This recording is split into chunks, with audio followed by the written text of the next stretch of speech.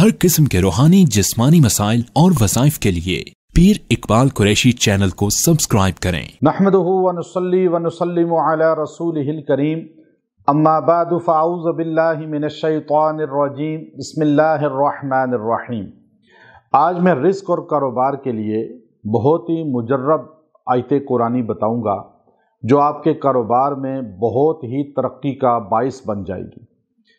कारोबार में रिस्क में तरक्की होती है तो इंसान माशी तौर पे जब मजबूत होता है तो उसके अंदर अगर उसकी रूह पाकीज़ा है और वो शकी नहीं है, सईद है, तो वो दीन की तरफ आता है, दीन वालों के करीब जाता है, मसाजिद मदारिस के करीब जाता है और अल्लाह वालों के साथ जुड़कर अल्लाह के खैर के कामों में वो शामिल हाल हो जाता है।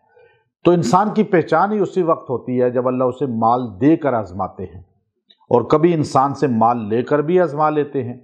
तो लेकिन अगर आप माली तौर पे अपने आप को मुस्तहकम करना चाहते हैं, माली तौर पर अपने आप को मजबूत करना चाहते हैं, तो आप अल्लाह के कुरान की इस मजबूत आयत का सहारा ले लें।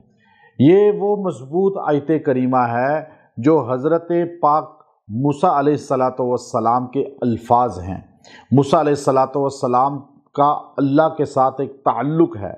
मूसा अलैहिस्सलाम अल्लाह के वो पैगम्बर हैं जो अल्लाह से कलाम किया करते थे, बातें किया करते थे, और अल्लाह रब्बुल इज़्ज़त ने आपको शर्फ़ कलाम अता फरमाया और कल्लमल्लाहु मूसा तकलीमा।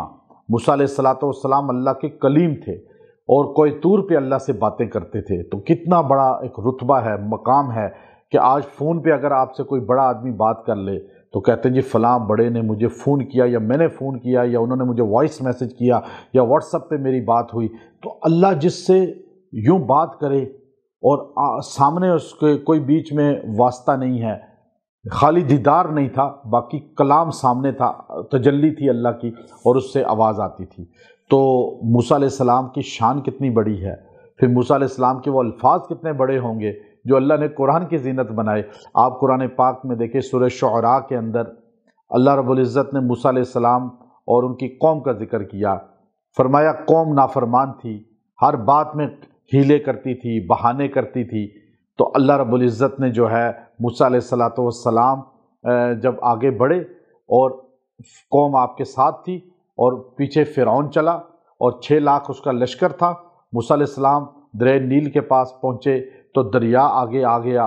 तो अब दरिया जब सामने आया तो कौम ने कहा मूसा पीछे फ़िरौन 6 लाख लश्कर के साथ, आगे दरिया, अब हम आगे बढ़ते हैं, डूबते हैं, रुकते हैं तो फ़िरौन कत्ल कर देगा, हम तो फंस गए, आपने क्या किया हमारे साथ।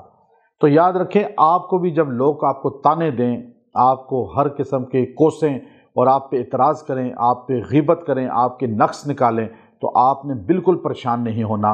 कारोबार आपका चाहे डुबोना चाहें, आपको माशी तौर पे तबाह करना चाहें, आपकी मईशत को तबाह करना चाहें, आपने इस आयत करीमा को पकड़ लेना है जो उस वक़्त जब कौम दर पे हुई आपको गलत कहने और आपने गलतियां निकालने, तो आपने ये जुमला कहा था।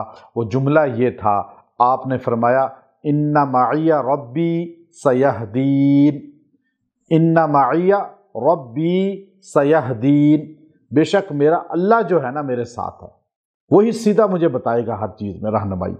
अब आप देखिए कि अल्लाह मेरे साथ है। आपने ये आयत करीमा अपने कारोबार वाली जगह बैठकर सुबह, जो कारोबार की जगह है, घर है, दुकान है, दफ्तर है, कोई भी कारोबार की जगह है, आपने इसको पढ़ना है 33 बार, 33 टाइम, और आपने दुआ करनी है। इंशाअल्लाह अल्लाह आपके साथ होगा और आपको पूरा दिन ऐसी रहनुमाई करेगा कि आपका रिस्क बढ़ेगा।